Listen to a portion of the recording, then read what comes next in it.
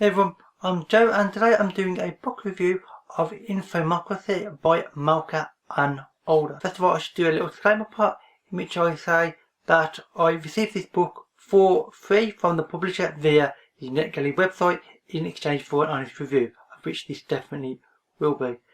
The publisher of this is Tor, and it will be published on the 7th of June 2016.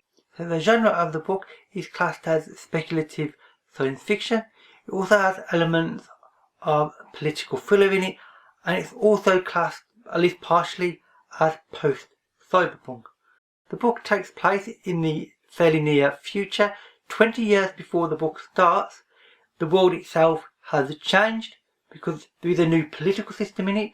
Rather than having country-based political systems, and obviously every country has its own political parties, which obviously want to be the leading party and obviously therefore controlling where the country sort of is going into the future.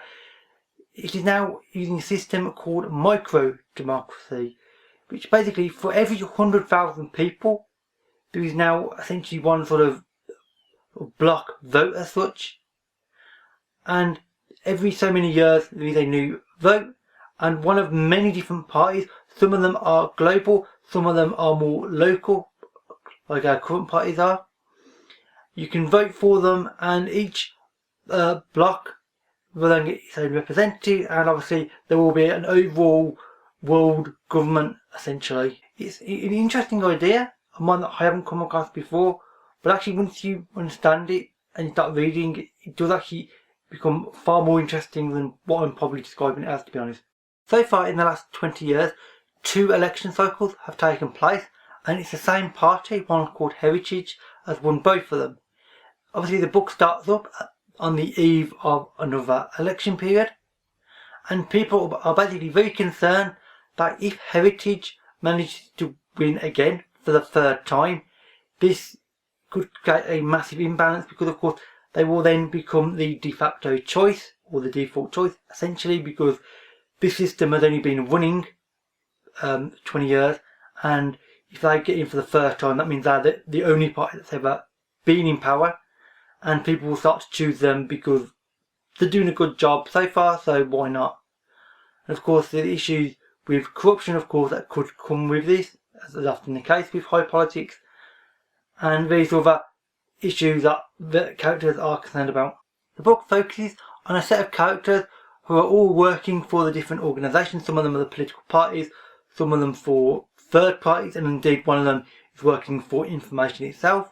They're all working at cross purposes to try to either make one party win in particular, by fairly aggressive manipulation. Some of them are obviously just trying to balance things up and keep things diplomatic and fair on a very global and very large scale, and others are merely just trying to do their job, which they enjoy, and try not to get caught up in this big political tale with intrigue and possible undercover people that you may or may not be there, and corruption, and all the things that tend to you think of with high politics and sort of almost like political fillers, basically. As far as the character development goes, it may not be the deepest development of characters in a book, but you do get a very good sense of the characters' motivations and their interactions with all characters, and why they're doing what they're doing, and how they fit into this world and the story. There's no superfluous characters who are just there as sort of minor characters just to help other characters along. All characters are fairly significant in their own way and all play very important roles, which is actually really nice. The 2 main characters are Mishima and Ken. Mishima is working for information. She is probably one of the most interesting characters in the book by a fair distance. Her personality and the way she goes about trying to achieve her aims and goals in the book is quite different from most of the other characters, and she's just a really fun, interesting character. Ken appears to be a very blue-collar, sort of standard working guy, working for one of the parties. He gets mixed up in events, and obviously gets drawn into the other characters' storylines, and he may appear a bit sort of dull at the beginning, but it does get much more interesting as the book goes on, and I actually thought he was a good character eventually. One thing I want to mention is the fact that the book does have some really interesting action scenes. It is not all about high politics conversation and sort of intrigue and that sort of thing. I mean, frankly, if it was all high politics and that the whole way through the book, I wouldn't be doing this review because I wouldn't have enjoyed it. There is some interesting action scenes. One of them in particular is very large and quite long lasting throughout the book, and it's significant to the overall story of the book. And indeed, that particular element, which I can't name because it might give away plot points, does reflect the education of the author Malka and Older. And that's all I'm going to say because it will give away spoilers, but it's quite interesting. The world that this is set in is, as I've said, is very near future, but it's slightly different from what we've got now, due to obviously the political divides and obviously this new political system of micro-democracy. It creates a really interesting and quite unusual feel. There are less sort of country boundaries than what there is now. It's more like political boundaries in countries, and these boundaries are not strictly where country boundaries are. They sort of chop through countries in some cases, and it actually makes for a really quite interesting scenes, and indeed obviously character interactions, because characters are not going by country-based politics and country-based events. It's done in a very different way, and I'm not going to say too much because obviously I want you to experience it yourself, but it's definitely unique and it's really, really interesting, and I thoroughly enjoyed the book because of this major element.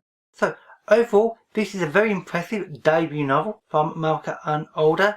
It has interesting characters, a very interesting world, and the overall concept of this micro-democracy system and the change in the way this world works is really quite interesting. It makes you think about the world that we are living in right now and how it could theoretically evolve into this system and what we could change and try to sort of take from the system in the book.